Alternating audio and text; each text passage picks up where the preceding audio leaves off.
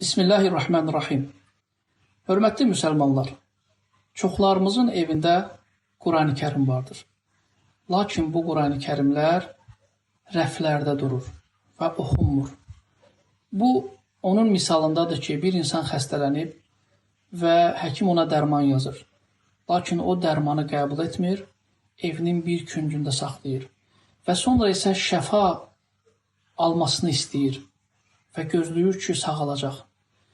Kitabullah, Allahın kəlamı, Qurani Kərim rəflərdə saxlanılmaq üçün indirilməyib. Əksinə, onu alıb, açıb, oxuyub və əməl etməmiz üçün nazil olmuşdur. Və çoxumuz bugün stresdən, çoxumuz bugün qəlbimizin sıxıntısından, çoxumuz bugün problemlərimizdən şikayət edirik. Bunun da səbəbi Qurani Kərimi oxumuruq.